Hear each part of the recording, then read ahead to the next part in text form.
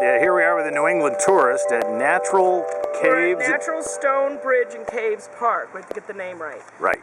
And we're taking a walk through the woods, along a river. Got to see some natural stone and rock formations and caves. And we can't wait. We just took a beautiful swing on this swing.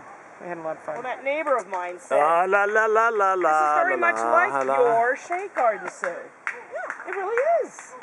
The shade garden, if it isn't obvious. And they're labeled. The things are You labeled. could do this. And the butterfly garden. Autumn Joy. You hate them? They eat. Oh, they eat them. Okay. Autumn Joy and... I've had, what is this? Is Yucca? That looks like a neat one. It is. Right, son.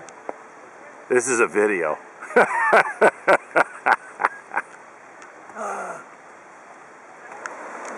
I wonder what these guys are doing with their hard hats climbing up the river here. That's probably, they probably paid for that. Maybe that's the maintenance crews to clean up the waterfall. They're doing something. Or, I think you... Alright, we figured out what these guys are about. They're spelunkers. How silly of me to not know. They took the extra tour inside the cave, so they decided to come out and cool off or warm up or whatever. Probably to warm up.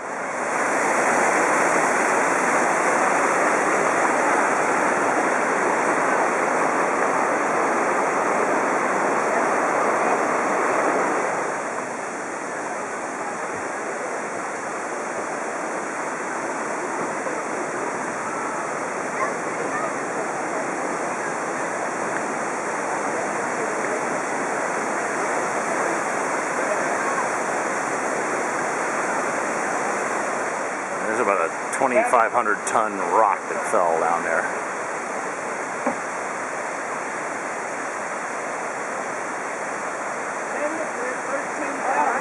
So there's this giant overhang here, and this humongous rock here fell down in the 50s, I think. 2,500 tons. 30 feet high. Yeah, that'll...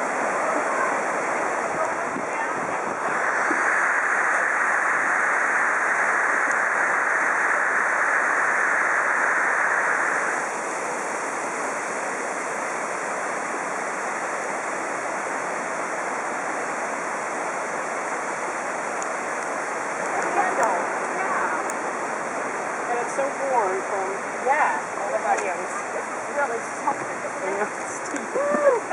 That's why I thought later Liz Her knees would have killed her. She would have been mad.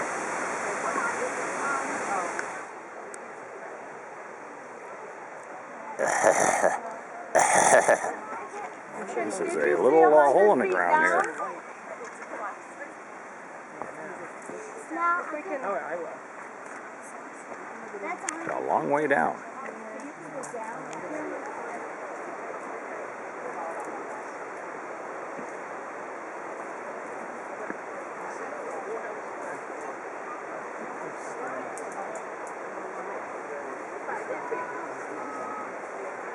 Whoa. I was wrong. It was a 9,000-ton rock here. But I was right about the 50s. So the question is, while we're standing here, is this rock going to hold? Stand next to it. No, I didn't see it. Yeah, we're heading into Noisy Cave.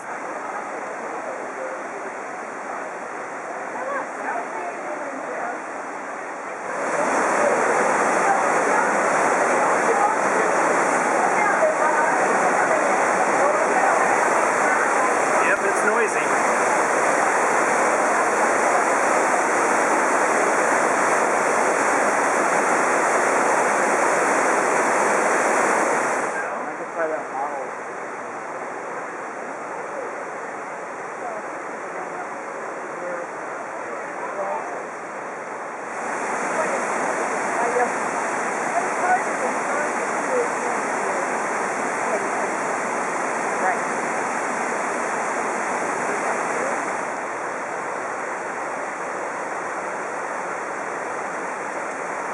Good? Yeah.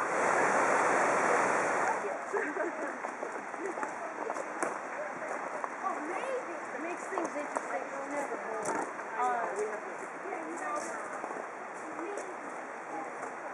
Well, we're That was was a probably picture? my aunt's. Yeah, they showed This guy owns the place. 1940s. Before my parents owned it. They owned it for 30 years.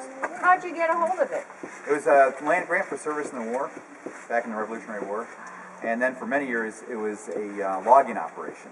Yeah. So that it would have been useful Yeah. for that. Yep. In fact, I still live in the house built in the late 1780s by Jacob van Benthuizen, and he built this first sawmill. And then it is one of his, about fifth generation down, we called him Uncle Jim. Just before I knew him, I knew Aunt Annie. But he used to put a little bucket out front and put a dime in, go over the side, see what you could see. So he sort of started the tourism trade. But then it was his niece came over from Latvia, which was my grandmother. Yeah. And she and her children started the whole attraction. The uncles, they built the first trails and the first gift shop.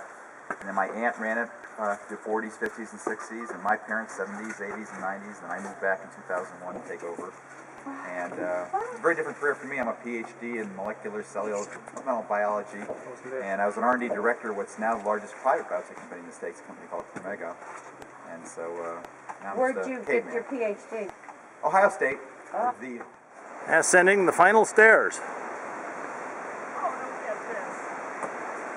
I'll block you. This can't be too crazy. No, she's got